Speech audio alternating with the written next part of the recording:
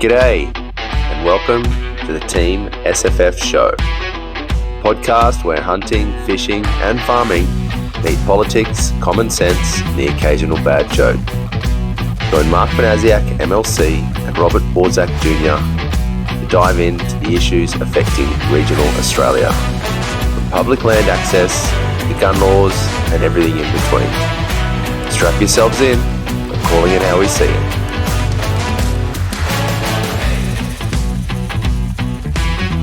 Welcome back, everyone out there.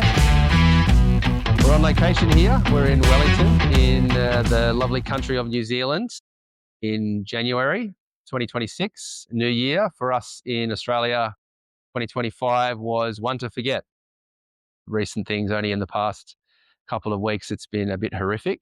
So I've taken a bit of a sojourn over the Tasman, and we're here visiting in Wellington, and I'm lucky enough to be here at the headquarters of the NZDA, the New Zealand Deerstalkers Association, and I've got the CEO Gwyn here with me, and we're just going to have a bit of a discussion about what's different about New Zealand when it comes to advocacy, the politics of it, campaigns that they've had in the past and that they've won, and yeah, just basically showing everyone what's different about close neighbours of ours and how good they have it. So thanks for having me here today, Gwyn.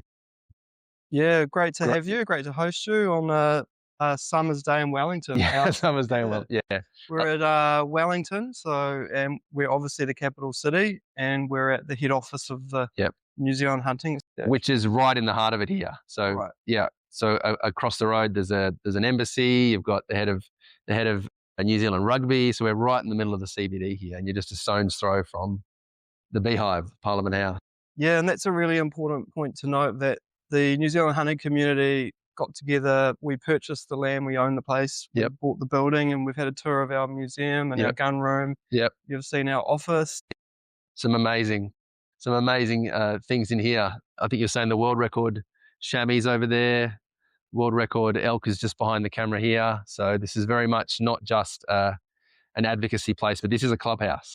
Yeah, it's a place where we can show what is important to the hunting community and display game animals in a positive way. So mainly you'll see, deer or introduced species cast in a negative light, and we're here to show the positives around, you've got the trophies, you've got the meat, you've got the recreation, culture.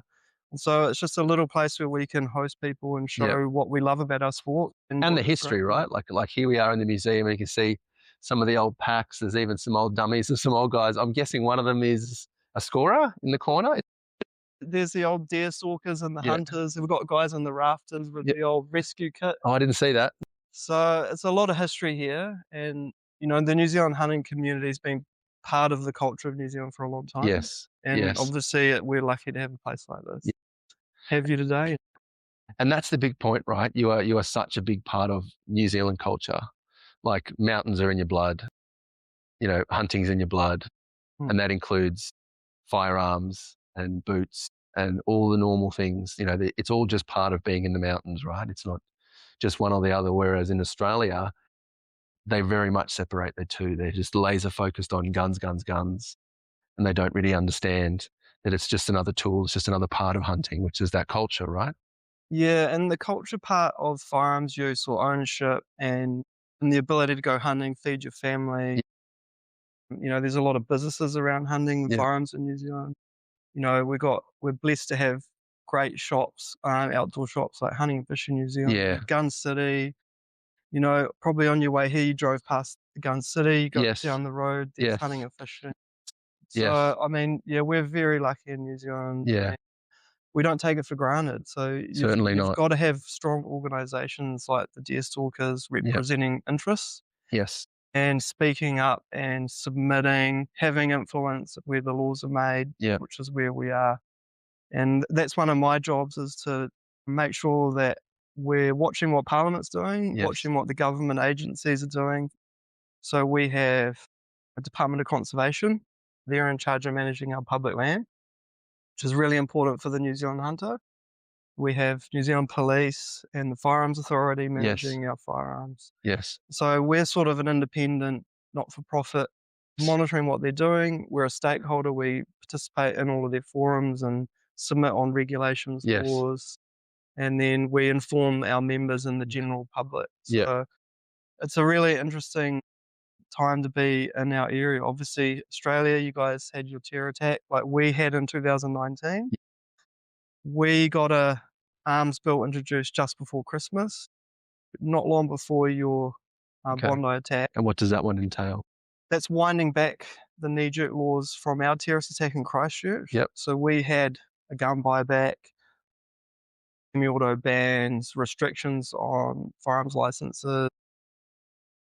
We had heavy regulation of clubs and ranges, and a whole lot of that's been unwound. We obviously had the big contentious issue, which is the register. And the main concern with the register is privacy, data leaks. It's operating. The last update, it was 50% populated. So only half of the licensed firearm owners in the intervening years have registered. We've got quite a long stop date, which is a few years away. And we have what's called activating situational circumstance. So there's a bit of a long transition. The hope was that our laws would reverse the register, but the government compromised. So a minor party, the ACT Party, really important, speaking up for gun rights and hunting rights. They couldn't get that one over the line with the major parties. So yeah, very, very interesting time for the hunting and shooting community in New Zealand. Yeah, right. So let's talk about those changes that happened after 2019. So he was using military style firearms. He was obviously a foreigner. He was an Australian resident. It was clearly racially motivated. And as a result, you had obviously Ardern, very globalist style, UN style, Davos student, all that sort of stuff. So she went with the classic the classic strategy of take some guns off the street and that'll make us safer. And since obviously that's a blip in your crime statistics, in the 6 years since, has there been a downward trend or have those laws proved to have any effect? Is that part of your advocacy when you talk to the government about those things? We're quite focused on the actual harm from firearms use. So we kind of distinguish it into two areas. So you've got lawful use, which is generally accidental discharges or hunter-on-hunter incidences. So we have about 2 of those a year, two to three tragedies where there's a misidentification in a hunting situation. And you do a lot of advocacy around that? Yeah, there's an arms code, we get licensed, we do a lot of education. Is wearing blaze mandatory on public land? It's not, but it's one of the things we encourage. I mean, our organisation would strongly recommend people wear blaze. You know, blaze orange and dazzle blue. They're proven to be contrasting in our bush. So we advocate for that. Because you guys are big on backpacking out pigs and deer, right? Yeah, carrying them on your back. Whole. You know, there's a big culture of, you know, you cook the pig whole. So, or you carry the whole deer out and then cut it up at home, take all the meat. So we're really big on utilising the meat. So wild venison, pork is a huge part of what a lot of people feed their family. And funnily enough, speaking of the culture, that's an interesting one because it's always encouraged to carry everything out. Like I said, sometimes they don't even cut the head off the deer or the pig. They just carry it out. They just chuck it on their back. But it's not mandatory. No. Carrying meat out. No. I mean, there's a real push to utilise all of it. So when you kill an animal and you take its life, you got to have a purpose. And we think, you know, you're either getting the skin, the antlers, which are a bonus, or the horns, and then you take the meat. Other countries like the US, it's compulsory. So when you get your tag. And that's for predatory reasons. And it's the same like market hunting and getting the meat, using the meat. It's sort of really, really important for New Zealand hunters. But you guys also have, and this is something we've been looking at recently in Australia quite a lot, is the wild meat industry exists here. And that is done through NGOs. So it is done off their own back. So the government doesn't give any money into those assistance programs, do they? No, we've got a lot of charities popping up that are harvesting wild meat and putting it into the human food chain. Yes. So it's sort of a growing sector in New Zealand, with how to take wild venison and pork and provide it to people who need the meat, get the protein. And what's amazing to think about there is just the Wapiti Foundation, for example. They're great. How they bring out hundreds of tons of meat every year from Fiordland, and every bag of mince that you see, in a box that you see on social media saying this is all, and then you see it all in the big container, the refrigerated container, saying this many tons donated in the last month or whatever, or this season or whatever. Every single one of those had to be carried out on a hunter's back, and it's just, and then obviously chop it out. But to get from that animal to camp to the chopper, someone had to carry all that out. So the literally off their own back, hunters are willing to do that to make sure the meat, just to give it to somebody else, is what I'm saying. That level of charity is amazing, and that selfless approach is really enviable. And it's amazing that your government doesn't get in the way of that. They don't discourage it and they don't encourage it. They just let people get on with it. Yep. And the Fiordland case, the hunters who go on the hunting ballot, which a lot of Australians come over and enter the ballot and try to hunt a Wapiti in Fiordland, that money goes towards that sustainable harvest. Yes. So all those fees go to running a not-for-profit org that then takes a helicopter, takes the red stag animals, red hinds, removes them out of the Wapiti area, and then, a lot of it gets donated. And then recently we've seen them collaborate with a big burger fuel company to bring I have seen that. I have seen that. So that's what you see at Burger Fuel. You see, so that's wild donated venison. It's no, not donated. So that's on sold. Okay. So there is an element of profit there for the foundation to keep running. So they're bringing like wild meat to the population on a Friday night burger night. You can get. That's great. Great. That's so great that you guys have that. So what we have in Australia there, and one of the major roadblocks, unfortunately, again, New Zealand is the place of common sense. The meat is there. Hunters want to take it out. Why wouldn't you hand it out? Whereas in Australia, we find some of our roadblocks, because we have the similar situation. The meat's right there. If I'll shoot another one, if I can donate it. But we have a lot of roadblocks set up around advocacy from the sheep, cow, and pig meat companies, meat industry, that is eating in on their market. And that's a very simple way of saying that's what's holding it up in Australia, which is a shame, because again, the meat's there, they want to take it, but some politician who represents those lobby groups doesn't represent the hunting groups.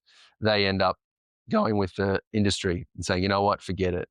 And then it's those same governments that are supposed to be doing something about, because we call them invasive species, feral animals. Like, we have terrible language around, they are game animals, let's be honest, in Australia, and they're happy to leave the meat there and let more feral animals, pigs, foxes, cats, eat them. Because so for real, like, again, if there was common sense involved, and common sense has no place in politics, a lot more here than in our country, especially, you have common sense and we don't. Yeah, which is again, that's kind of something that we envy is that you guys have that. Well, one of the things we're really focused on is changing the narrative around those, feral animals or introduced. So we say valued introduced. So there's a term we're using more and more, which is value around those animals. And then certainly we encourage the utilisation of the animal.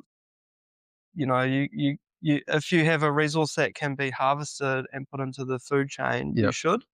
And if you're a hunter, you should use the meat. And we're really pushing and working with the government agencies. So you've got MPI, Ministry of Primary Industries, our Game Animal Council, Department of Conservation. One of the things we've recognised is the need to make better pathways for wild meat. And you've obviously got the farming lobby opposed to a competition protein source. Yes. And so that's a challenge for you guys, is to convince potentially even some alliances with your green parties that utilising the meat is better for the environment and it is also good for the people that need the protein. So you can have a win-win, but you, like you say, you need common sense. And a lot of the time, common sense doesn't happen in politics. No. But just touching on the greens, and thinking about battles that we constantly fight with the Greens on everything, because that's what they want to do in Australia. They're a protest party. They're not an environmentally focused party any longer. But you guys had, like, we have a lovely bull tar here, and we have some other tar there. Just talking about I forget what the campaign was. Tarmageddon. There we go. So Tarmageddon. So you had, and you correct me if I'm wrong, because I'm an outsider reading this, but you had Labor and the Greens and New Zealand First and an Alliance in a coalition who were running the country. New Zealand First took the deputy PM role. Obviously, Labor took most of it, but Doc went to the Greens. Yeah, Eugenie Sage, which was a long-time forest and bird lobbyist. And her husband was head of forest and bird, I think. Was that right? Not head of it, but sort of they're really aligned with, the New Zealand native, going back to native bush, removing all introduced species. Yes. So they're really focused on that ideological version of New Zealand. So that was her sort of training worldview. And she came in, and we actually invited her to a conference. So it's tradition for every annual AGM and conference to invite the Minister of Conservation. For the NZDA. And they come. And Did she come? Yep, she came. Okay. And she clearly signalled her intention was to cull the tar. So her view was there was too many tar and they needed immediate culling. So I heard eradication bandied around. That's Forest and Birds' view, yeah. So it's not the government's view. We actually have a Himalayan tar control plan which allows for tar to exist. And it's to exist for recreational hunting and commercial hunting, so guided hunting. That's a big industry in the South Island. Huge industry. Yeah. A bull tar on a guided hunt can get, $8,000 to $12,000, and then plus the guide fee and helicopter costs. Yes. There's a huge sector around the tar.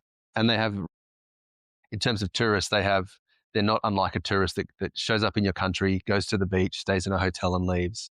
Yeah. They go to the bush, they have a very low footprint, and then they leave. Yeah, and they're actually contributing to conservation as well. So hunting in New Zealand, we have a saying like hunting is conservation.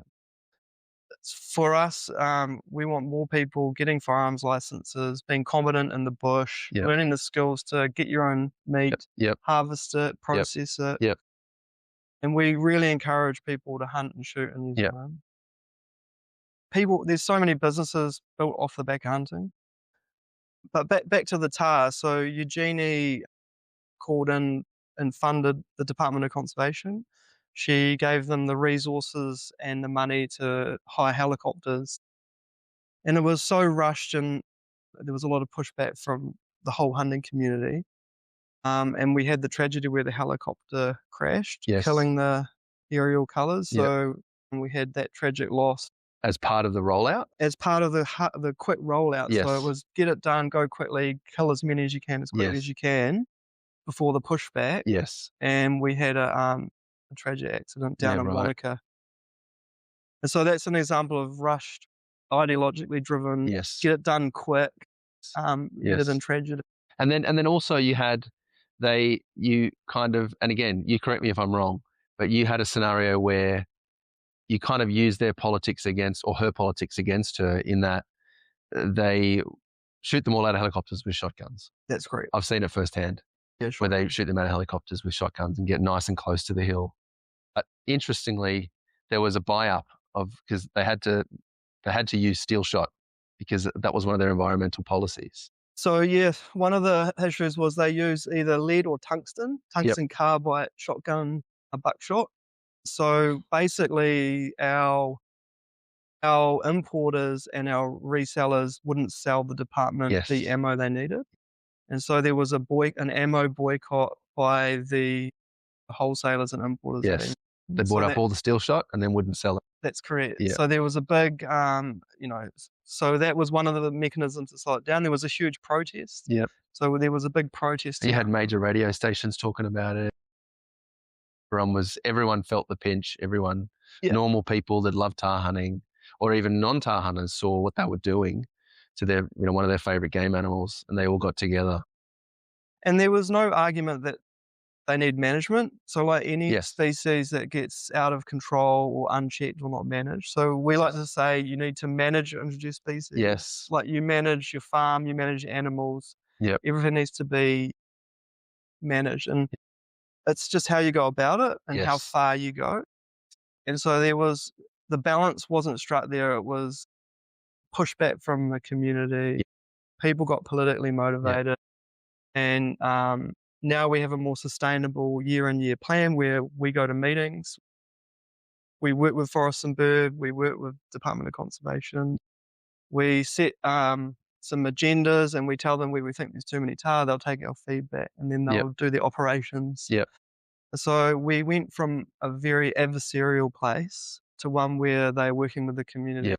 Wow. The guides are in the meeting, the hunters, we have the Tahr Foundation, Forest and Bird are there. Yep.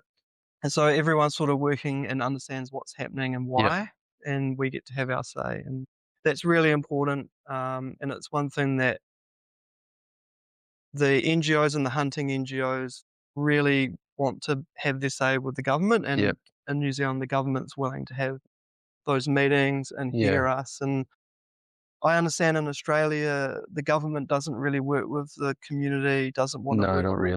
NGOs. Are just sort of top down. Yeah. We know best. Yeah. Look, last question on the tahr before we go into Australia. But so how's the alpine daisy recovering? Because I remember that was one of her big linchpins was they were trying to pull straws to trying to say, oh, this is the reason. And they were blaming the tahr were eradicating this one flower in the alpine region, which only grows up there. And it was the alpine daisy, right? Yes. So the war was waged over a flower. It's always been waged over a few flowers. We've had tahr go through boom and bust cycles before. Yep. And this was just the latest one. Yeah. And it generally is a result of mismanagement by government in periods of low numbers, and they don't manage them and they stop the spend, and then it's boom and bust. But I was at a tahr meeting in December and we had a scientist who had done studies on and done plots and calculated the vegetation and the impacts of the tahr. And their conclusion was that no species has gone extinct from the presence of tahr or deer, and that in certain areas the biodiversity of the alpine plants increased. Because they're pooing it around. Because they couldn't conclude why, but the biodiversity wasn't impacted, but there is presence of grazing. So if you have animals, they're going to graze. Yeah, and tahr move. Pick out one area, they move. They will graze on the vegetation, but they don't graze on it to extinction. So, yeah. You know. Yeah, look. I was here in 2019. Was it 2019 when that happened, or was it just after that? It would have been 2018. 2018, okay.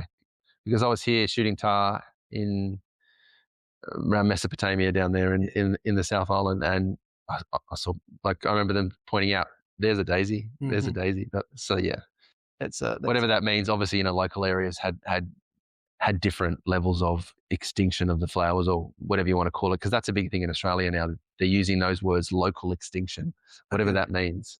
I mean, I think Australia will be hard to distinguish between marsupials like kangaroos and roos. Definitely. Like you guys have browsers, and your bush is evolved with browsers. Yes. The only ones that really eradicate are goats. Goats generally eradicate and move on. Like they'll eat the bark off the trees. Yeah. They really strip an area. But that's more of, we just had the Great Koala National Park announced on the mid-north coast of New South Wales, which killed the timber industry up there overnight. But they were using words like there are local extinctions in those areas.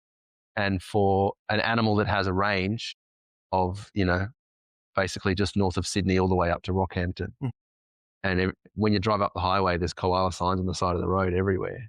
For them to say there's a local extinction when the animals can move through those ranges, it's just crazy. But that's just another example of some of the silly language, because you can't be locally extinct when you can just move, and just because I haven't spotted them in some of these old growth areas where they are right in the top of the trees.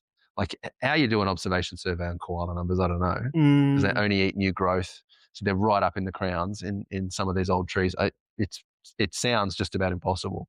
And if there's a novel way that they're doing it, we'd love to know, because anyway, So you guys don't seem to have that, but yeah. So that was interesting because you had kind of every hunter's worst nightmare, which was agreeing as a minister in the thing that they want the most. And had they signaled the tawa first and then deer were later? Because you use that language of conservation, and we've always been pushing that language, conservation hunting.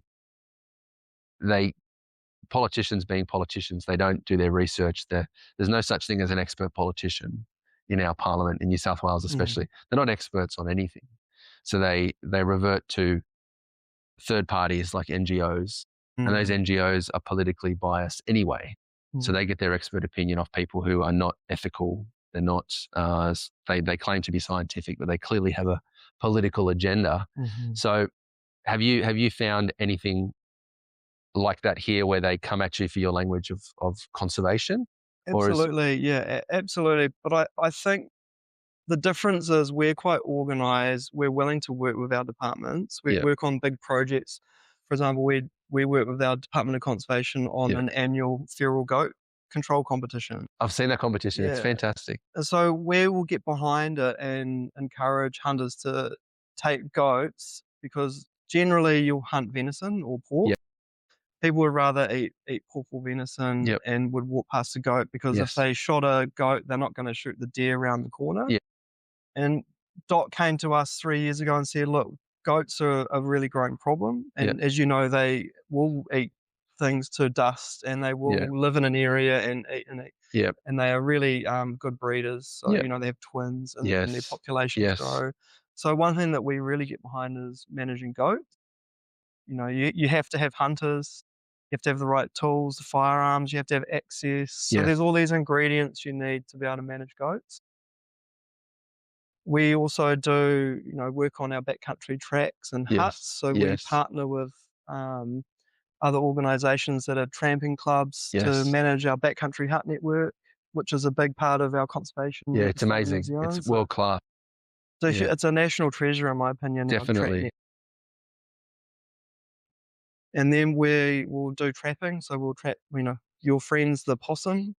So we trap possums and stoats and ferrets as well. So a lot of our clubs, so we're made of 50 clubs from the top of New Zealand to the bottom. And most of those have trap lines. They'll have a hut under management. And then they'll work with farmers to have access to controlled pigs and goats. So I think in a maturing way, the hunting community in New Zealand wants to be part of a conservation solution. Definitely. We're really open to working with government. And that's part of my role, is to do that. And I think how you do that in Australia, when you're shut out of your public land or you have your really strict gun control rules. And I understand in Australia it's hard to even get a firearms license. It's harder. It's harder. And now in New South Wales, with some of these new laws, it is going to be not necessarily harder, but different. We don't know. The legislation has passed in New South Wales, but we don't know a lot of the detail yet, because it's going to come out in the regulations, which are through the police. So we are going to find that out. But you were talking about the hut system, and my wife's grandfather, who's now passed away, he lived up in Masterton, not far from here, and his main range was, I think it's the Ruahinis, and he spent his life, you know, he was a market grower and a farmer and did a lot of land management on farms, ran dairies, all that sort of stuff. But he was always in the hills. And when I first met him, he showed me so before I even remember my name, when I met him this day, he gave me a chamois head, because he never kept a trophy. Oh yeah. He said, come with me, come into the garage, and he said, have a look at this. And he was retired by then, in his 80s, and he'd been down the local men's shed, and he'd made this. His mate had given him a chamois head, so he cut the skull cap off and he stuck it on a plaque, and it was the biggest chamois I've ever seen. It had horns thicker than my thumb, and it must have been 13 inches long, massive. And for some reason he'd painted the skull gold, and he put it on this little plaque that he'd made at the men's shed, and he gave it to me. And then he was like, oh, you know, let me show you around. And then in the midst of it, he goes, so what was your name again? We were talking about hunting first, because he knew I was a hunter. And then, he was going through his photo album, and he was showing me over the years how him and his mates since they'd retired, but especially when they were younger, they did a lot of hunting. And most of the time he spent, because he was a handyman, being a man on the land, he spent a lot of time maintaining the huts and the wahinis. He showed me photos of how he'd built a toilet block and they'd helicoptered it in and he'd fitted out, he built the bunks in this hut, and he named all the huts, of course, and I can't remember them. But that thing, how every hut you go into has a dock sign on it, but it really should say, maintained by these local guys, and they should have their names on them. They don't get enough credit for that, do they? No, well, we try to give them credit, and we formed an organisation called the Backcountry Trust, which allows volunteers to do that and gives a pathway for them to have a conduit with the government. And they're happy for them to do those things? Absolutely. And they encourage volunteering to maintain all of our huts. Yeah. And we founded that with Federated Mountain Clubs in New Zealand. Yep. And it's been a huge success. That's awesome. Because we have something like 900 huts in New Zealand. Yep. And about 400 backcountry, sort of unmaintained, unserviced. Yes. So you go there and you just open the door and what's there's there. Yeah. No one's going to fly in wood. Or, Yeah. And they were all built from the 50s, 60s, and 70s. And they're here once and you've got to maintain them. Exactly. So they're coming to the end of their sort of useful life. Yep. And they all need maintenance. And one of the things that we're really passionate about as the Deerstalkers is keeping those huts in a usable state and making sure they're not removed. Yeah, that was one of my favourite columns in, I think it was the NZ Hunter magazine, where it had backcountry huts. Yeah. And it was always some remote hut that was in the middle of absolutely nowhere. And it was too remote to get maintained, but the hunters still did what they could to keep it livable, because they are life-saving. And that's the thing about the hut system, is it was there for deer cullers. They were, yeah. And they were there built by a lot of the backcountry huts were either alpine tramping huts on main routes to summits, so really important sort of touristy climbing routes, or they were built by hunters, or the government, Forest Service built them for cullers, so they were cullers huts. So and they're all like sort of half a day's walk away, and they're really important to get into that really remote country. Yeah, and some of those huts you go into, and it's like, some of them are better than the hotels you stay in town. They really look after them. You go in there, there's always food in there. Just that, it's not compulsory, but it's such a remote, everyone knows that you want to come into Woodstock, bit of food in the cupboard. People leave plates and everything in there, and it's all just goodwill. It's community. It's community. Yeah, that's it. That's really amazing. We're really lucky to have it. And I know lots of Australians come over here and they fly into one of those huts. They'll spend like their precious annual leave for a week and come and experience New Zealand's like wilderness. And it's one of those unique things in the world where you can stay in a public hut, pay a fee of like $20 for a hut ticket, and you stay the night. And then when you do shoot something, the fees on shooting a tar is what, $10 or something? So, it's nothing. Like the government's encouraging you. Exactly. So to shoot game in New Zealand, you don't need a license or a tag. Okay. So on public land, you can harvest whatever you want, and it's just sort of managed by hunters. And when numbers get out of control, like in the TARS situation, then the government will come in and do some culling or hire cullers. I know there's groups of cullers going around all the blocks focusing on goats at the moment. And then there's a bigger conversation around deer. We've talked about the tar. And then obviously you've got to manage pigs constantly. So you need always hunting. Pig hunters are really important, keeping pressure on pigs. I've always been amazed being in the South Island, in some of those high country areas where you're looking for tar and there'll be a pig running up there. Yeah. It's like, how the hell did that pig get all the way up here? And the fact, and in some of the spots where the chamois don't even go as high, you'll find pigs up there. Pig rooting, Like, what are they doing up there? Yeah, you really got to keep on top of pigs. Like goats, they have big litters and they'll just keep pushing and pushing. You need a lot of hunting pressure on goats and pigs. So just back to, that nightmare scenario where you had a Green as the dock minister. Did you find at that time you were like, oh, it's tar today, it'll be deer tomorrow? Absolutely. Yeah. And were there signals there? Yeah, there's an agenda. So their worldview, it's even stated in all their documents. Yes. It's removing introduced species, returning New Zealand to pre-human state. Yep. And that's their world. including a pre-European state? Yeah. They want it to be back to the way it was, like when the Maori showed up 800 years ago. Yeah, that would be because at that time there were no large browsers. So it was a virgin bush. And obviously that's not a state that we can have. It's not realistic. It's not realistic. Over 150 years ago, the government itself introduced all these species.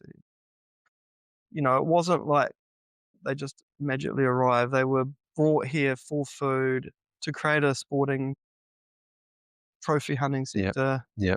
And basically the original vision is true for New Zealand. It's a huge sector. And you guys are a great example of they can be introduced and the culture around it still exists in a big way. But like the tahr is the great example. They wanted an alpine game animal. So they put it in there for hunters to go chase them, and bloody hell, they're still chasing them. Every year we got the tahr ballot. So a lot of guys go on the Landsborough, the West Coast and the Adams Wilderness tahr ballots. Yep. It's a really special opportunity because they're designated wilderness. So these are two parts of New Zealand where you're not allowed to build any structures. So you basically got natural bush, and you get your tahr ballot gives you a right to land a helicopter. So any day of the week, if you're a mad, fit, keen mountaineer, you could walk there. Yeah. Take you 2 days. Yeah. And there's no tracks, no bush. Yeah. Or you can get a permit to land in the snowgrass once a year for the ballot. So effectively you're balloting for that permission. And the only reason hunters get that ballot is the presence of the tahr. Yep. And so the tahr gives you the opportunity to experience like remote wilderness. Yes. And I'm a lot of tahr ballots myself. I love alpine hunting. Mm-hmm. And the feeling when you load your chopper and you fly, and then you go through the mist and you land in a mountain valley with a creek running through. Yes. You've got snow peaks behind you. Yes. And then the helicopter's whirring, and then he flies away, backs out, and you're there by yourself with maybe your mate and maybe your dad or your uncle for a week. Yeah, and then you get 7 days of silence. It's just an incredible opportunity. Yeah. And, it's just one thing that, again, like that's what we're here to protect. To be able to have that opportunity is because of the tahr. And then you need to hunt the tahr, shoot some nannies, and you have that wonderful experience of going in the mountains by yourself. And then where politics joins that, do you find that you have politicians in your parliament that are representing you guys as a constituent base of hunters? Do you find you have politicians that are not disconnected, that have experienced that? So the hunting sector works on making those connections. Okay. So we do have a big rural base. So our national party, which is currently in government, in coalition government with New Zealand First and the ACT Party. Yep. They're a rural party. So, and they're basically voted in by the farming community, heavily focused on the South Island. And they're sort of the business and farming party of New Zealand. Mm-hmm. And they've teamed up with New Zealand First, which is a more conservative party based in Northland. Their MPs come out of the top of New Zealand. And then our classic liberal party, which is the ACT Party. Yep. And that's where our firearms connection comes in with the Minister of Arms, Nicole McKee. Yep.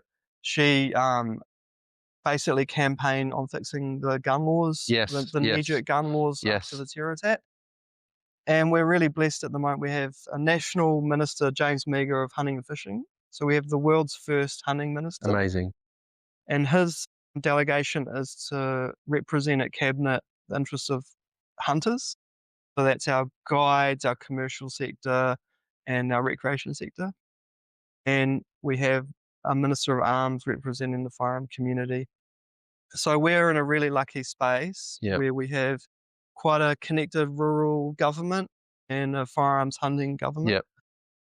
Last year I submitted on our herds of special interest bill, which is a unique piece of law to designate certain herds. So Wapiti will be designated as a herd to be managed and to be retained for hunting purposes. Yes. And the Seeker and the Central North Island. So we're going through a process where 2 of our special sort of unique species will be given a status where their hunting recreational values will be basically recognised, and then they'll be managed in keeping with the bush and the environment. And so there'll be a tension between the hunting community's need for trophy animals, meat animals, and the environmental sort of viewpoint on managing the bush. And so that wouldn't have happened without this government. And so at the moment, the hunting community is in a really, really lucky spot. And that's through a lot of hard work through like the Deerstalkers, Wapiti Foundation, Seek Foundation, TAR Foundation.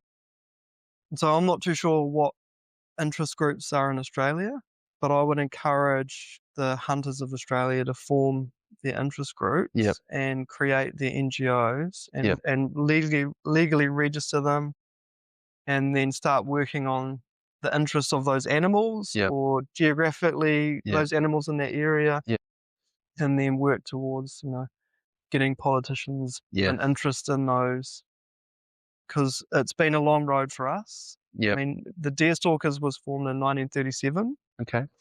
And we've seen it all over our history. And at the moment, we're hopefully in a place where we have mature conversations about game animals, managing them appropriately. And I think you can have a good environment and you can have game animals. But you have to have maturity, and you have to have science and not ideology.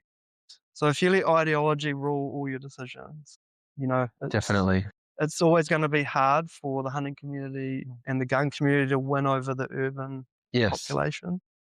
But I think if you have strong voices, you can sort of, use a strong voice to outweigh those, and you talk common sense and you have good connections, and I think you can make a difference. Yeah, that's a big thing that you have here, where you have, like we have Sporting Shooters Association, that's a big one. But when it comes to hunting organisations really being the spearhead, that's something that we certainly are lacking, our hunting debate. And we found this out in New South Wales, especially this year, where we had we don't have a peak body for hunting or fishing in New South Wales. Some other states do, you guys do. And we did have one, but it's been gone for about 10, 15 years. And we were seeking to get that back because it's an important industry that needs to be represented. It's such an important industry, and governments listen when it comes to the industry, when it comes to dollars. And there was, 10 years ago, I remember that the figures coming out from the DPI were the Primary Industries Department. From them was that it was around 700 million. And then a few years later, it was 800 million. And then now with our hunting, we were coming out and we were making noise about it. They released the numbers again and they'd revised what they were including. So they dropped it down to 500 million. And obviously we know, if they're going on the same metrics they've always gone on, that it's over $1 billion. And it's estimated to be $1.5 billion in New South Wales, which rivals meat and poultry in New South Wales, which is big. And they were still working against that. And that was without any openness. That was, with the strict gun laws that we have. Like you go past any gun shop in Australia and the windows are blacked out. There's no big banners outside with, like, you go outside a hunt fish here, and there's the guy, like, the guy's carrying a gun on his shoulder. He's got sometimes they've got animal heads on their back or something on posters outside. You see none of that in Australia. So without any advertising, without any help from police, without any help from DPI, without any of that, we were still that big. Still that they still were against us with things like conservation, with things like we're paying this much into the pie, and still it's an uphill battle in New South Wales especially, but in Australia we still have that situation. So the strength of you guys as an advocacy group, you talk about how great it is at the moment. Would you say now is in terms of an advocacy group that is in touch with government, has the right channels set up, they're listening, they use your submissions? Would you say this is kind of a golden era for hunting in New Zealand? Yeah, I think it is politically. Politically, we have the ability to have people that will listen to us and will take our meetings, hear our concerns, which is really important. And do they action those meetings, or are they just listen? No, they action them. Yeah, Great. Genuine. I think a really good example is we have a big trade show called the SEG Show every year, and the Prime Minister came to our trade show, addressed the crowd, and held a sector meeting. So he invited all the main players from the sector to a morning tea, and they said, "Tell me what your concerns are." That's so great. And so we have a Prime Minister that's willing to just understand the sector, see, and we're not behind closed doors. We don't have to have blacked out windows. And I think the difference in New Zealand, maybe in your scenario, is we try to not hide what we're proud of. Yeah. We've got the museum here, open to the public. We have lots of people come through. We promote it. We have lots of magazines and our supermarkets and bookshops. You know, there's a whole...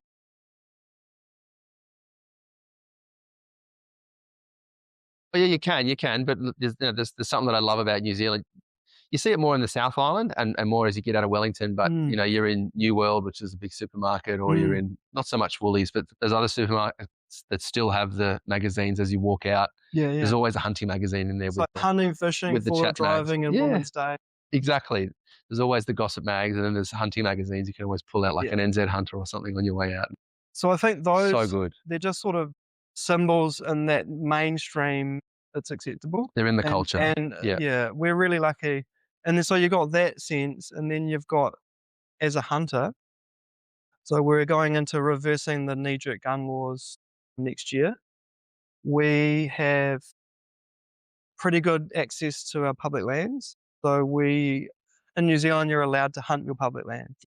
So all you need to do is apply for a permit, an online permit. And we worked over the last 2 years with the issuing agency, Department of Conservation, to put that in a modern way. So they've listened to the community. You can have a 1-year hunting permit, go online, and that gives you access to all these areas in New Zealand. And then we have ballot. So hunting is so popular, we have to ballot areas. In the peak times like the rut. And so, and so we have that. And then if you're measuring it by the quality of the antlers or the horns, we are declaring record book tahr last year, the biggest seeker, magnificent red antlers. You know, like to be a hunter now is one of the best times generation. As a boy, just keeping my finger on the pulse of New Zealand tahr hunting, when I was younger, like a 13-incher was something that the old boys got. And then there was a big period of there wasn't many.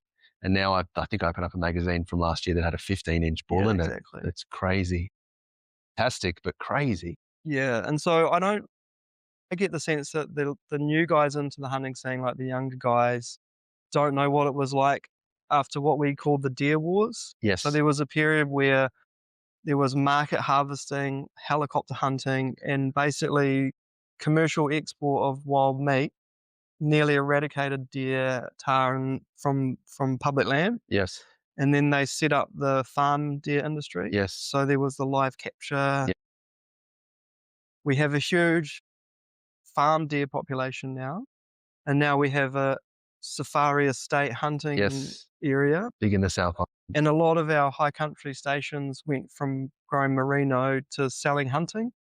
So they have replaced sheep and wool and beef with bull tahr and red stag. But that's because the venison and the velvet market fell over down there. That's right. Because someone made a lot of money going to China and showing them how to do it, right? Yeah, well, we exported all our good genetics. Kiwis always create really amazing things, really good industries, get it to a point, and then someone buys it for cents on the dollar and it gets exported. Same with merino, right? They showed them how to do merino. Yeah, we figure it out, do a really good job, and then someone just sells out cheap rather than keeping the industry. But yeah, I would say for being a hunter and a shooter in New Zealand is it's a good time to be into the sport. Just on the bull tahr, the reason I reckon, and this is a theory, this is not proven by anything other than my brain. I've seen firsthand how those, like I've been sitting on top of a hill chasing tahr, and I'm looking at, like I'm glassing tahr down the valley, and I've seen helicopters come up. And once those tahr hear the rotor change for the climb, I've seen nannies and kids start running, and I've seen the big bull tahr I'm looking at, with his couple of mates, just go under a tussock. And then as soon as the helicopter disappears, they just come out again. And that's why I reckon there's so many getting around, because I think they've trained those tahr into, wiser, older, and that's why I think they're growing, or why we're seeing a lot more of those, because I think 30 odd years conditioning, training. And we're basically, one of the things that we've complained to Doc about, or tried to advise them, is their sustained helicopter control is either training the tahr, they're quite intelligent. Yep. Or they're breeding the instinct into the herd. Yes. So they're doing two things. They're probably training them and breeding the instinct. And so they're accelerating survival of the fittest. Yeah. One of the sad things about it is they were like a sort of a rock. They would live in the rocky areas and go there to hide. Their instinct is to live in the rocks. And then feed in the mornings on the tussock faces. Yes. What we're seeing now is the helicopter pressure has pushed them down into the scrub belt, into the forests, and down into the valleys. And so they're now harder to get. Yeah. They're harder to get for the hunter. Yep. And certainly the helicopter hunters. Yep. And harder to manage. Yep. So we're breeding a super species of tahr. Yeah. And like I said, opening some of those magazines and seeing this giant tahr, I didn't think they existed. And then I was having to think about it, and I'm like, I think that's why. Because they've done that. So that's interesting to have my theory verified. And the other thing is, we really fought hard for Doc to focus on nannies. Yeah. So one of the control parameters, was not shooting bulls. So not shooting identifiable bulls. Yep. Just leaving them for the hunters. And then managing the breeders, which is the female. Yeah. So that's one thing that, just seeing the impact of having the hunters at the table is, don't wholesale slaughter everything. Yeah. Because we're trying to suppress the population, and you do that by management. Exactly. And management is... And that's, and that's always the way. Shoot the antlers and then shoot a few more breeders. Always the way, yeah. So, look, obviously what's so enviable about this place and what you guys have set up is that you guys are fundamentally just a club. You're a series of clubs that got together, and now you do so much more than that. You don't just rest on your laurels of, I'm in the hills, I'm doing my thing, she'll be right. You're actually active. You've actually, as I said, like, you're just a club that's built yourself up, which is amazing. And it's fantastic to see. Like, you were showing me the gun room over there, and there's a sign there saying that there was a minister that came and opened your gun room. And the Prime Minister at the Seeker show, like, that's amazing. Where is the Prime Minister from? Is he North Island, South Island? He's from Auckland. So he's really urban. His background is, he's a professional businessman. Okay. So that's still good to see, right?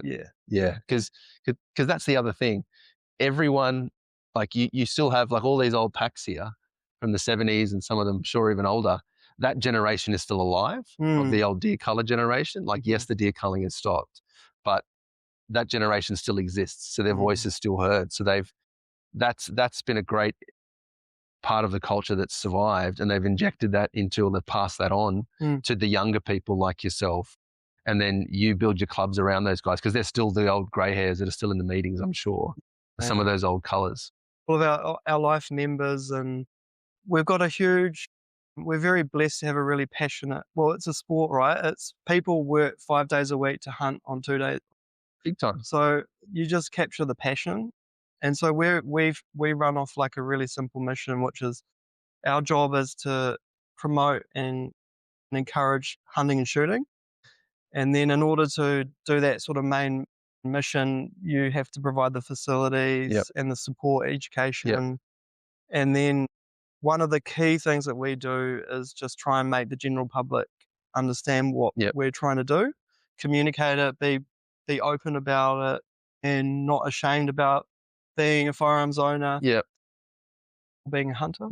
And everyone that you talk to from New Zealand, it's really hard because, this country is, like you mentioned, Auckland is is more urbanised, but it's certainly nothing's as urbanised as someone lives in the eastern suburbs of Sydney, for example. That's as far away from the bush in the entire country that you can get in Australia. But you talk to anyone from New Zealand and they all know someone, or they've all got in their family someone that hunts or tramps. And that was something that I loved about being a young boy. And I saw it a few times in New Zealand, tar hunting, where we'd be in our hut, after a big day, and trampers would come through for a night or two, and you share that land just fine. They don't have any animosity against each other. One bleeds into the other. If a lot of trampers have that fishing rod in their pack, so you have that shared culture anyway. Whereas we have, for our hunting bill, we had bushwalking associations coming out against us because they're worried about they're going to get shot and those sorts of things. But we both share the land. We're both outdoor people. So why don't we get on? So it's always, again, something I've been a bit more jealous of, because you had your Eugene sage types, and it is unique to the southern hemisphere in particular that our greenies are mad in that our greenies are the ones that want to kill everything.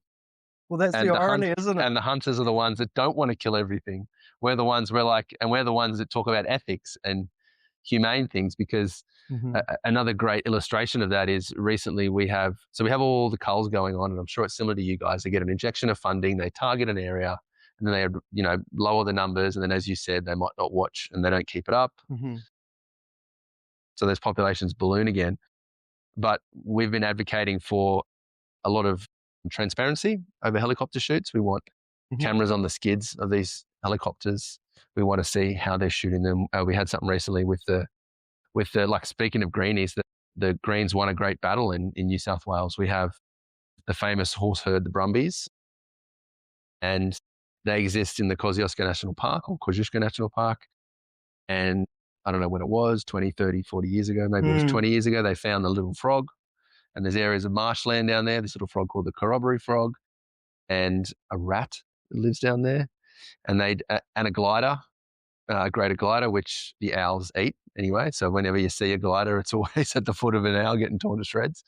And they decided that these horses are destroying the habitat. Yeah. So the frog and the rat and the glider were more important than the horse. And there are old war horses. So that was a great example of conservation and respecting history. So the Australian Brumby was this herd that was, the man from Snowy River. Like it has all the great history. A really Australian symbol was the Brumby. And just in New South Wales Parliament, in the last weeks of Parliament, before they were recalled after the Bondi shooting, they recalled them to, and this was on the Greens wish list. This was on one of the big NGOs' wish list, was that they were to remove the status of protection from the Brumbies, because they let the population balloon, as like that's what happened there. And then they had a huge shoot of them, and they were, in some cases and they had no cameras. It was just the people that were paid to do it. So we heard about these things. It was in their numbers from the things they were taking, putting up to 12 shots of .308 into these horses. Some of them weren't even dead. And then they opened up the park afterwards, and people were walking through finding these giant bloated corpses of horses and things fighting through. So they decided, no, the frog's more important, the rat and the glider's more important. So now the Brumbies have got all their protection removed. Right. So now they can just talk about extinction, they can eradicate the Australian Brumby. And the Greens were literally in videos saying, we did it.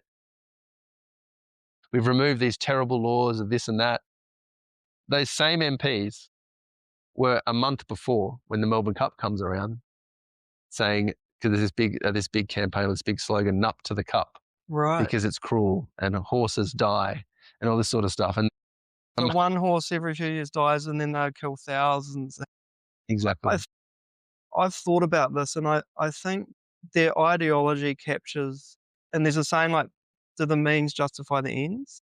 And I think on that side of the debate, no means is unethical. So as long as it gets the end, exactly, they're happy. Exactly. Whereas our job is to do the means, and make sure that it's ethical and moral, hold people to account. Because extreme views are just that, like they're extreme. Yes. And I think that the Greens are really good at having a loud voice and having and overriding the great middle of New Zealand or Australia.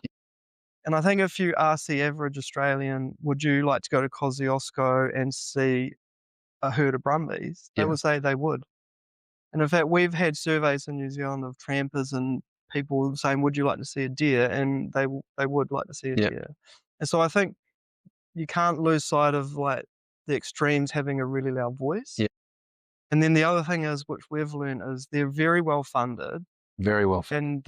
And they've got passion on their side. So you can do a lot with money and passion. And the apathy in the middle, which does my head in as a person who's trying to speak for our hunting and shooting community, there's the great lot of people that are just getting on with their lives and they're not passionate and they don't realize that the fringes are fighting for their rights. And probably like you just had in Australia, you'll have a lot of people waking up to the battle. And the left, the machinery's in place, like the money's in place. And so they've been manoeuvring and politicking and getting into positions of power on committees and forums and chipping away, and they just need a good crisis. And then they just implement. And so I think, and so it's really hard to fight that when you represent the middle ground and you're trying to be logical and reasonable and based on data and science don't win arguments. You just have to be a bit, take a view. And sometimes you just have to say no to things and have a protest like we did with the tar, or make a stand, or get political at the right time. So that's something that we bang on about, and that's why we've been around for 30 years in Parliament, because if you might not be political, but the politics has already found you. There's a great quote from one of our former organisers. We just had our 30th anniversary celebrations, and we're on the show talking, and he said, using a firearm, using a fishing rod, it's a political action in Australia, especially in New South Wales. And if you don't realise that, you are kidding yourself. So you need to realise that you can't just get on with it. You can't just be apathetic, because, sooner or later someone will say, I don't live anywhere near you. I don't know anything about what you do, but I think it's wrong. And as you said, I'm in all those positions of power. I'm in all those whatever. And it's some busybody who doesn't operate with ethics normally. They just want what they want. And, there's no other reason than they don't like it. And that can make your family culture, like with the Great Koala National Park, shut down a whole timber industry, or because they just don't like it. And these people fundamentally, they're not builders. Like you guys built an organisation here, you have history. History builds those sorts of things. You have relationships, you have ethics, you have organizations, you have foundations, you have all these things that were built. But those people don't build anything. All they do is destroy, and they want to replace it with nothing. That's the thing. So when the brumbies are eradicated, what do we do? What's next though? And that's the thing. And then it's never one thing either. There's a lot. It just marches down the next thing. Look. Maybe a better analogy is they're like locusts. They eat everything, they destroy everything, and then they move on to the next thing. And when politics is just what's the next thing they can break? What's the next thing they can wreck? What's the next thing they can destroy? Because I'm sure they don't even know what their end game is. Well, no, it's just to get votes, and it's a protest sort of extreme view, and so they've got to have something that's extreme worth fighting for, mobilising people. I think a really good example that happened to our fishers in New Zealand was they just made a massive marine reserve outside of Auckland. So they banned recreational fishing, allowed some commercial fishing, and the fishing community in Auckland were basically just blindsided by closures to huge areas of fishing from their cities. Even if you have a good government, you get rogue actors and surprises, and unless you're ready to fight it, stand up, you're caught flat-footed. We had something similar. It propped up overnight, up and down the coast around Sydney. Marine parks, they were just announced by the Liberal government, just like that. And we had a huge movement form very quickly, which was fantastic to see, called Stop the Lockout. And they had a march and they did everything and they stopped it. But they were blindsided and they mobilised. And again, like you said, a good crisis brings people together. And they saw the writing on the wall, and then, they actually managed to work together to stop it, which was fantastic. But yeah, it does happen. Now, we've been being very negative Yeah. But there's so much insight, and we could talk about so much more. But just if we can finish on some of, like, obviously, we're here in the museum. There's a beautiful a stag, yeah, a stag. I was going to call him a Jap because that's what that's what the old boys call Japanese it. Yeah. stag. Yeah. So in terms of the great places to hunt animals, what game animals are available in New Zealand? The ones that I know, obviously, the South Island is big for tahr and chamois. That's it. Yeah. North Island's big for sika. The best stags come out of Otago in the South Island. Yeah, classic, beautiful, even pointed antlers. So why don't you give me a if you'll indulge me, a bit of a hotspots. Give me like a hunting brochure verbally, best places to hunt in New Zealand and what you can get where. So there's if you want the great hunts, like sort of the week-long missions, you're coming from Australia and you want to have a real Kiwi experience, I think you've got to, like you said, you've got to do a West Coast tahr hunt. Which is South Island. West of Mount Cook Range. So you're looking out at, you can fly in out of Fox Glacier or Franz Josef. Yep. Wataroa or down at the Krungaroa. And then you just, $1,000 fly into a backcountry hut. Yep. You're in the Alpine, you're by yourself. Like you say, you can take advantage of the mountains and the solitude. There's deer, there's chamois. So that will be like, epic wilderness hunt. Another classic one, if you want to combine fishing and hunting, is Stewart Island whitetail. Which is on the very bottom of the South Island. So you go down the bluff, like you fly into Queenstown, rent a car, go to Bluff, book a hunter's hut. So there's a series of hunters have built, or the Hunter Camp Trust have built hunters' huts. You can get your fishing gear, dive gear. Good diving down there, right? Yeah, and hunt whitetail. So it's super unique to New Zealand. And one of those sort of bucket list trips that you got to do. Have you done it? I've been on an open area. Okay. So I've walked the Great Walks, and then there's a section of it that's not a permitted hunting area. It's called an open hunting. And I spent a week there, just amazing. Nice. And then you can just catch fish. You take your rod. So you don't even need a license to hunt sea fish in New Zealand. You just throw your rod. That was one of the things that my wife's grandfather showed me. He showed me him and his mate took their boat down, and they actually didn't go landfall around Stewart Island. But they had on their boat, he was a market grower, so they had plants growing on the boat, and then they shot a whitetail from the boat and hauled it on land. And these two old boys in their 70s, they were diving as well, and it sounded like most amazing trip ever. The seafood, you got beautiful fish down there. You got shellfish like paua, crayfish. It's just one of those amazing trips. If you're looking at the North Island, you said at the Sika, so you can go into Taupo and then head into the Kaimanawa Ranges. And there's. Is that a public land available? Public land, These are all public land. Yeah. Huge area of beach forest, and you got the volcanoes there, and you got the lake there as well. Yeah. But that's a really awesome trip. The Sika deer are really hard to hunt. Like they're known to be very cunning. They, the main rut is in May. And they rut in the thick stuff, don't they? Yeah, and you can hear their calling. So they're really awesome to hunt because they'll speak back to you. Yeah. So in the bush, if you get close to one and they figure that you're a person, they'll just call out.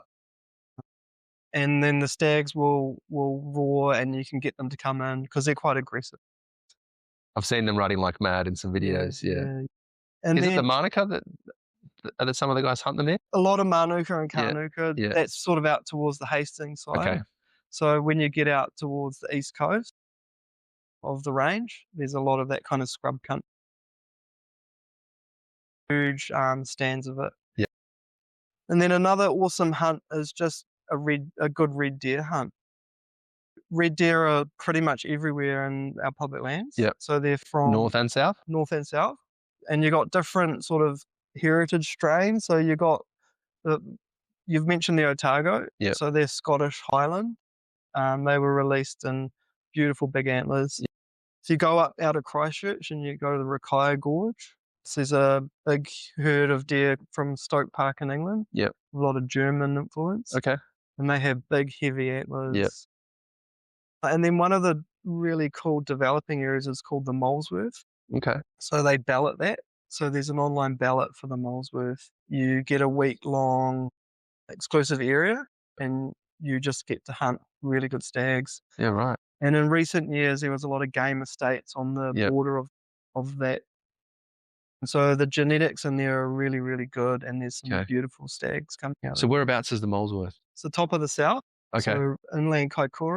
Gotcha. Around Nelson Lakes now. A beautiful part. You just go into Christchurch and up north and get your sort of, if you're lucky to get a ballot, you just get that exclusive view for that week. Huge opportunity to get chamois, reds, and just see feral goats and pigs. And there's a lot of those. You can also bring a rod, and there's high country trout. Yeah, which is also really cool.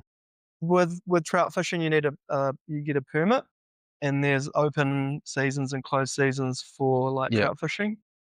But with the big game, it's just you get your permit, and then if you apply for your ballot. Very, very lucky in New Zealand. And then also, of course, your duck, swan, and goose shooting is off its head here, because all of those species have gone nuts. Like I'm just staying in Wellington, not far from here, and there's just a lagoon, and it's got, 12 Canada geese and 24 swans, and they've all got babies. They love it over here, right? There's absolutely nothing preying on them. We've got incredible farmland, lots of wetland. And the farmers and the farming community love their duck shooting. So that's in May, 1st of May, opening week. And that goes through seasons. So they have closed most of the year, and they compress the bird shooting to just the season. And you can just get public land bird shooting as well. So there's mai-mais that they make, and you can ballot for a mai-mai. Or if you know a farmer and they invite you onto their pond, you can shoot. So, and we're lucky we still have our semi-auto shotguns. And so a lot of guys love their duck shooting. Yeah. Two last things, because these are two things while I got you here I need to ask you. So when it comes to the hunting culture here, obviously it's amazing. And I remember at times hunting with North Islanders in the South Island. And they feel a little bit of, and we're hearing about this, bits and bobs from an Aussie perspective for Fiordland, where some of these boys are getting a bit cranky about their patches. Like any good hunter, they want to get onto a golden patch, and they want it to be theirs, which is, very normal. Just like a fisherman will never tell you where his favorite fishing hole is. But is there something in New Zealand? Is there a developing culture? Is there, I don't know, kind of unspoken rules about, like, is it frowned upon to be promoting New Zealand internationally too much, especially on public land? Like, do the locals feel they're getting squeezed out a bit, or that they don't like internationals coming in? To be honest, I think the Tarmageddon thing really blew up internationally. A lot of people learned about tar, and it was talked about in, online and podcasts. Everyone knew who Eugenie Sage was, and that's not normal for New Zealand politics. That's it. So she got, her name was known in Australia. So I think the tar sort of put a spotlight on opportunities. And then the good news coming out of Fiordland and with the Seeker, I think has made New Zealand sort of back as a destination for just not guided hunting, but just do it yourselfers. So there's a lot of Aussies that do our tar ballot every year, and the Wapiti ballot, and figuring out how to get into some of those really awesome spots for the rut and the raw. So those guys are welcoming? Yeah, they're welcome. I think we're getting a lot of pressure, I know, on our tourist spots generally. So New Zealand's just super sought after destination. And I think I read the other day that we're back to pre-COVID levels of tourists coming to New Zealand. God, about time. And so I think that we're really conscious of sharing New Zealand, and I think there's starting to be some split fees coming in through the government. There's like car parking fees. You see the Great Walks have charged internationals versus locals. So there is a current. And so New Zealand has been free and open, and it's been a level playing field. in my sense is that's sort of changed. Yeah. And it may change in the hunting scene. Yeah. It hasn't changed yet. Yeah. So everyone's treated equally. Yeah. But I think as you get more and more internationals applying for those premium ballots, the Kiwis will complain and they might do differential access. Well, I don't know if this is something that you could action, but every time I come to New Zealand, I always straight away I download the NZTV app. Yep. And I watch all the hunting shows. And for me, I don't know, I'm not speaking about anybody else, but just someone, what has tickled my fancy is the NZ Hunter Show. Yeah. That is the best hunting show in the world. I've seen a lot of American turkey shoot trash shows, a lot of root and tootin' shows, even, like I love hunting Aotearoa, but it's a bit rougher, right? But that's a great show. And obviously YouTube has a lot of free stuff as well. But that NZ Hunter Show is so good. And it is better than Meat Eater, better than anything else, because they have the historical angle, they have the family angle.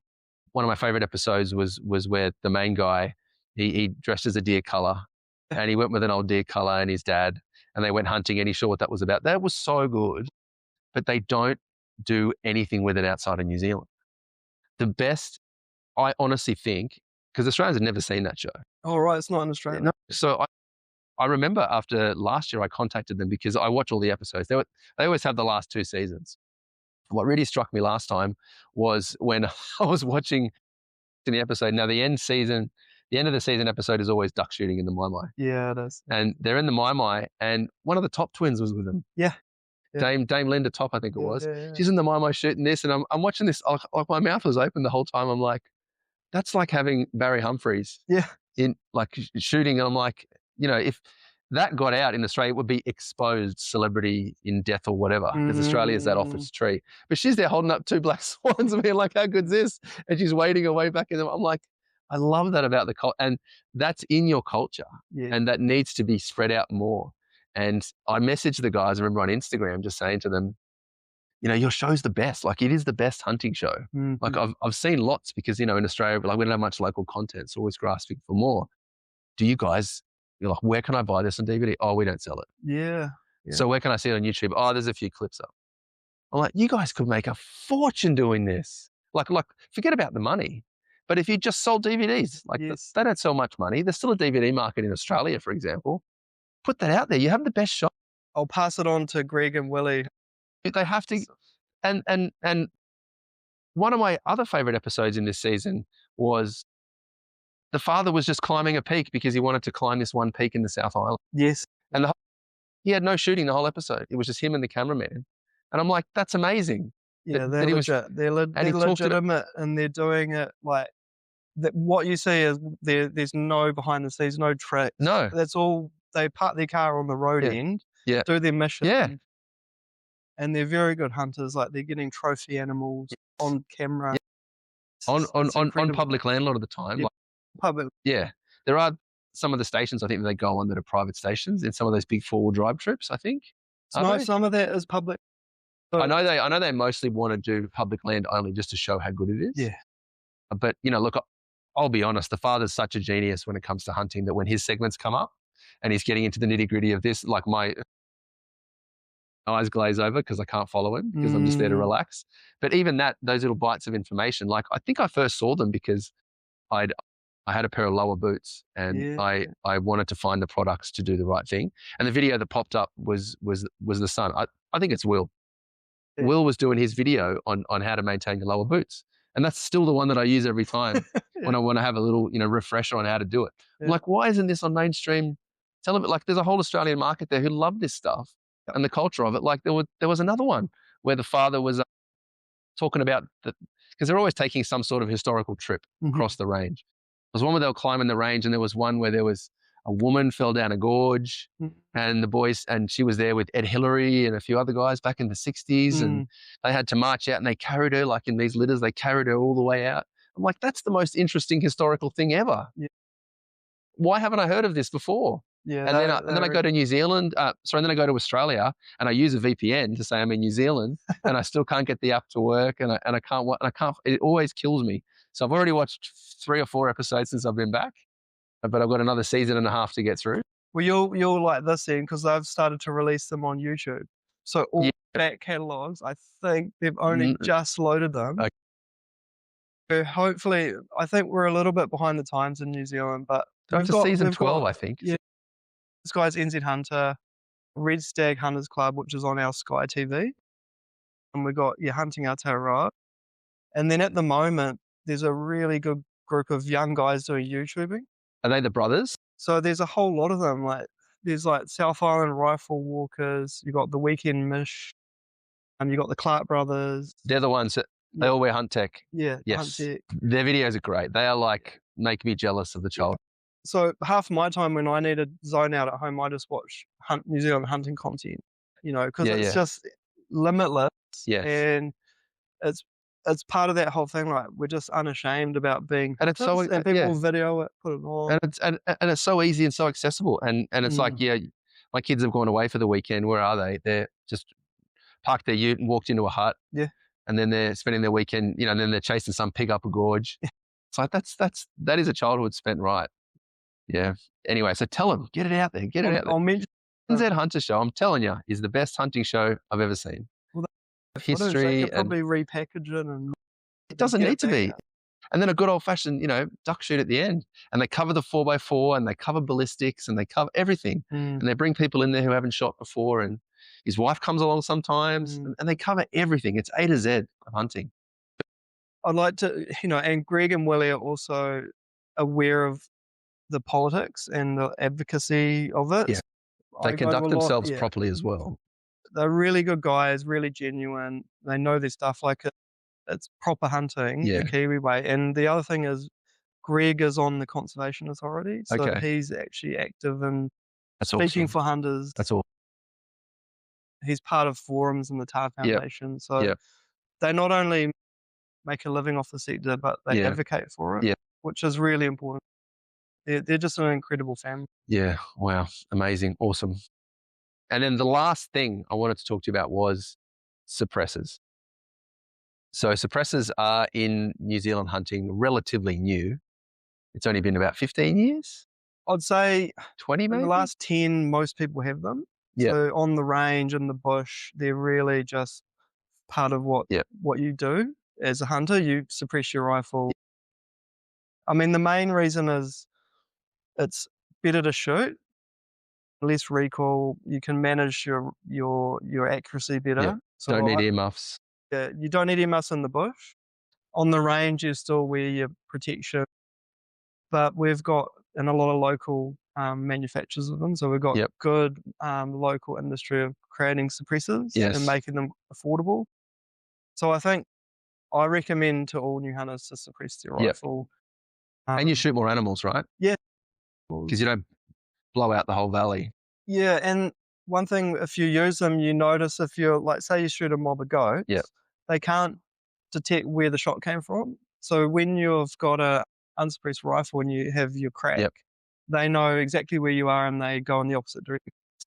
A lot of the time when you've got a suppressor, it creates a air pressure that confuses the mob, and they can just mull around, go the wrong way. So there's a few advantages. It protects your hearing, makes hunting sometimes better, and it doesn't shoot the whole valley up. So you're not disturbing your neighbour. You're not disturbing all the game. Yeah. And when they came onto the scene here, was it a big deal when they came onto the scene here, or was it just, this is another tool in the toolbox and we encourage you to use it? So how was it sold to the wider community politically? Like, was it political? I would say not political at all. Okay. So it wasn't seen as anything to be fearful of. So there wasn't anything to be worried about using a suppressor. Yep. And I think the narrative was it was an effective tool for noise suppression. Yep. So good for your hearing, like health and safety, and makes you an effective hunter. And it doesn't annoy your neighbours. Yep. So you can shoot in a lifestyle block without massive shots going off, disturbing everybody around. Yeah. And it's a strange symptom. Some of the older boys weren't sold on them originally, but they came around. Yeah, absolutely. Yeah, absolutely. Yeah. And obviously you guys have a closer connection with police. Like, it's always makes me jealous. You see, like, whenever it pops up every now and then on Facebook when the raw's coming on. Yes. And there's a message from some local police on their social media. The cops often in the police station standing in front of a red stag on the wall, which is amazing.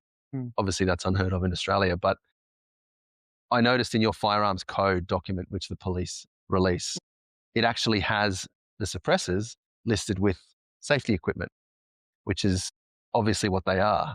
But in Australia, and we tried to introduce them in this bill, in our hunting bill that we introduced last year. So in Australia, they're a prohibited item. They are listed as prohibited weapons. They're not serial numbered or anything, but again, the list of prohibited weapons is massive. So we had paintballs listed as firearms for the longest time. Air rifles, they're firearms. Slingshots are prohibited weapons. Airsoft, prohibited weapons. Crossbows, prohibited weapons. So a bow is fine, no regulation whatsoever, but crossbows, no. The suppressors are prohibited weapons. So it's obviously not a weapon itself, but it's classed in that category. So they are available, so they are legal, but then just the permits are simply not granted by New South Wales Police. And that is a political thing for us because they believe they'll be used in crime. Got you. So your police understand or differentiate clearly between hunting and gun crime. Yes. Whereas our police just keep pushing more gun control equals better for them. If anything can possibly go wrong, it will. So we're not going to give you anything where it can possibly go wrong. And look, it's not good that our police influence our politics or that our police give advice on politics. That's not how it should be. They should be like if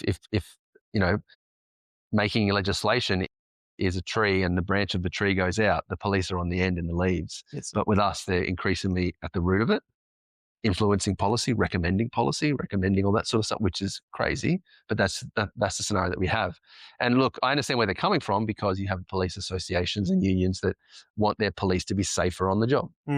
So if it's much easier to govern, it's much easier to police if no one has anything.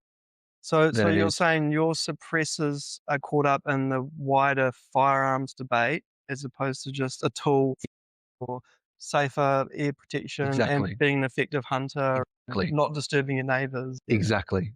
So we have it framed now as when they're talked about. So you can look up a lot of the press we had over our hunting bill, over the conservation hunting bill that we had, and the B-roll showed on the news was people in America shooting giant shotguns with at a range with a suppressor on the end. Like it may as well have been them showing footage of James Bond or a guy with a pistol with a giant can on the end of it. It's not like no one's going to walk around and all the stats on guns and gun crime and legal firearms, all of those are irrelevant in Australia because the politics is so silly.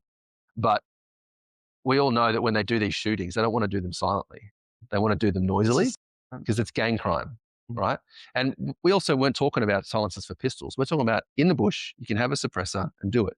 So one of our approaches was put serial numbers on them, register them with your firearm. So you have it that way, but no, they're not interested because if one shows up in a crime one day, this is going to happen.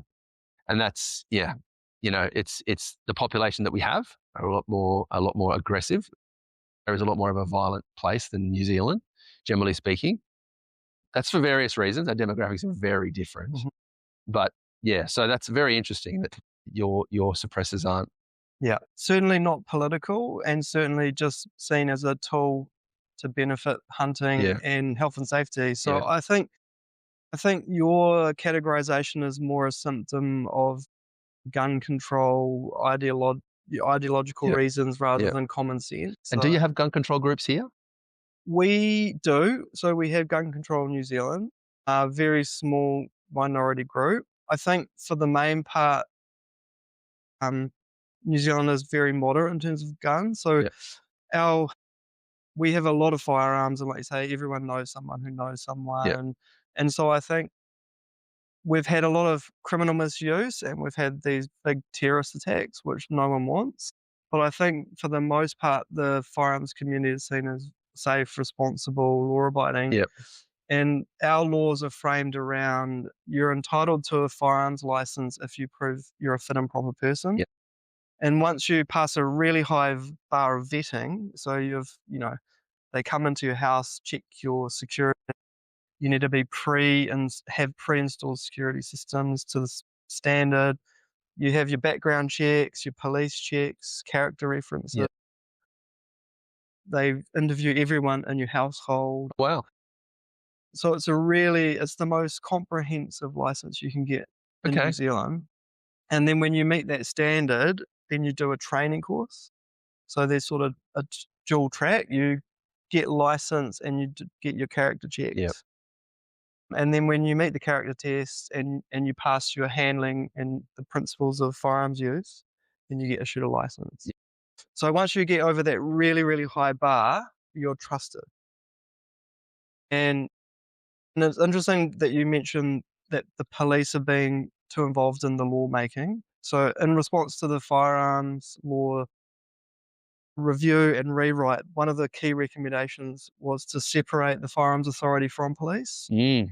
And so under the previous law, under our old Arms Act, police were the issuer of the license, the reviewer, and the decision maker.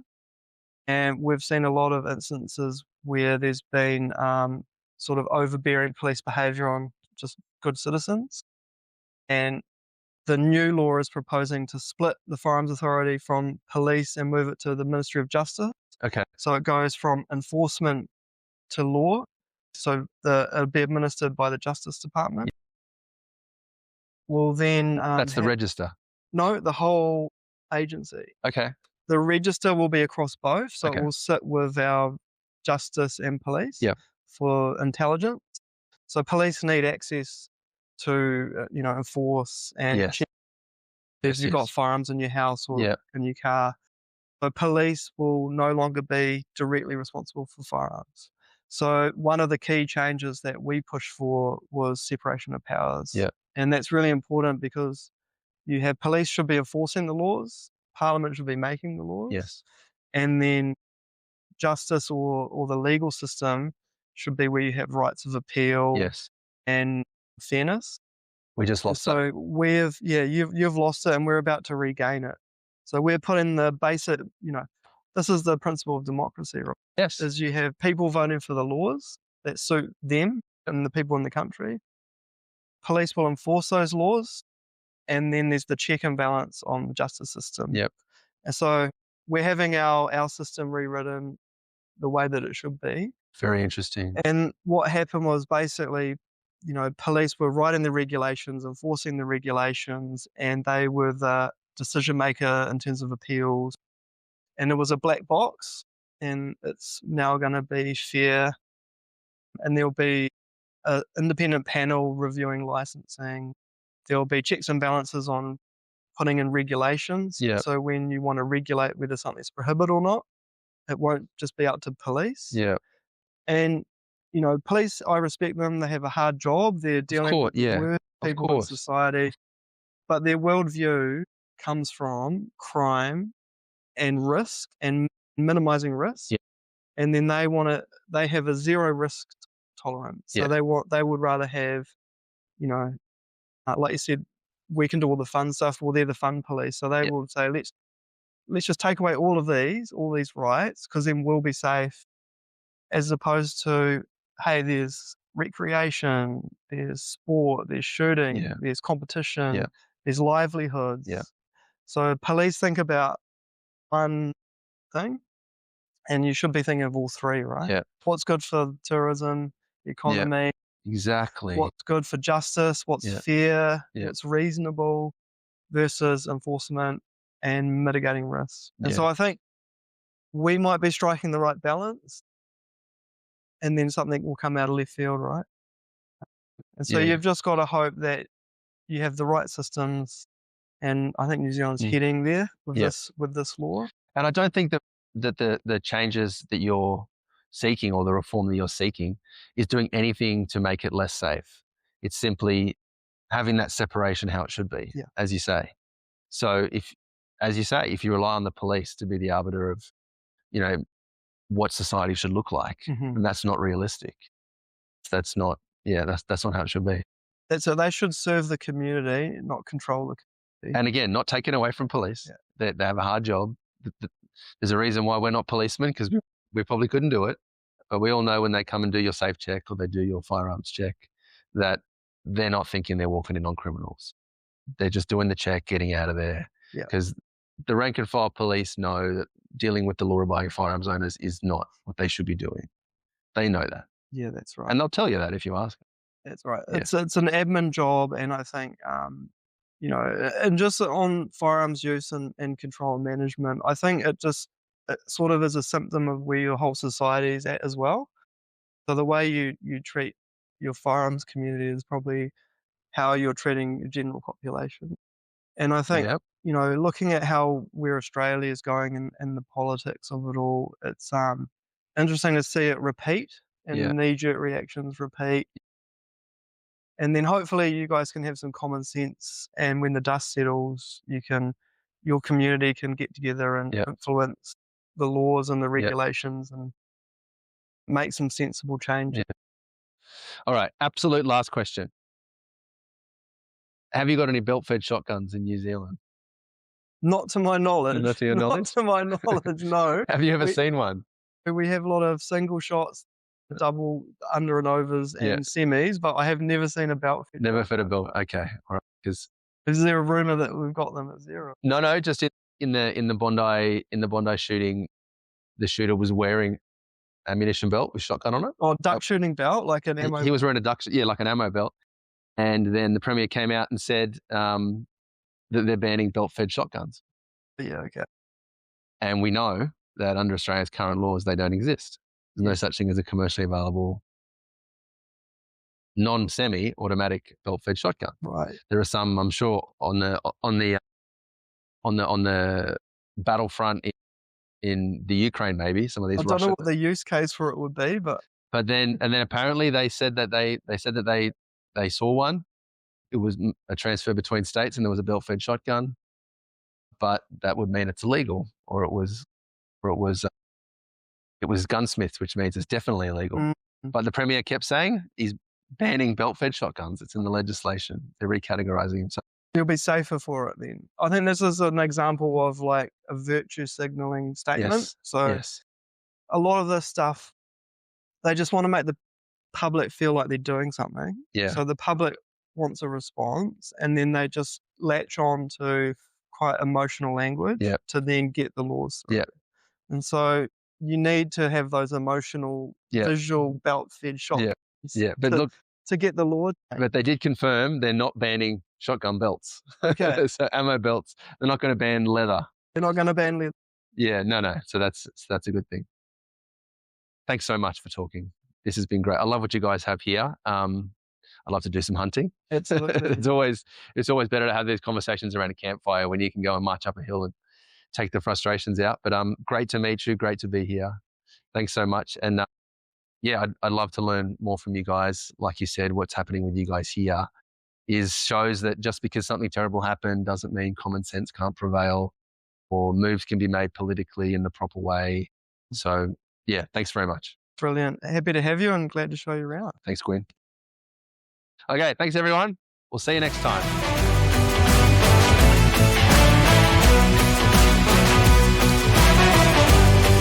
That's it for this episode. If you like what you heard, give us a follow, share with your mates. And if you don't, you're probably from the Greens. We'll catch you next time. And remember, speak up, stand up, and keep your powder dry.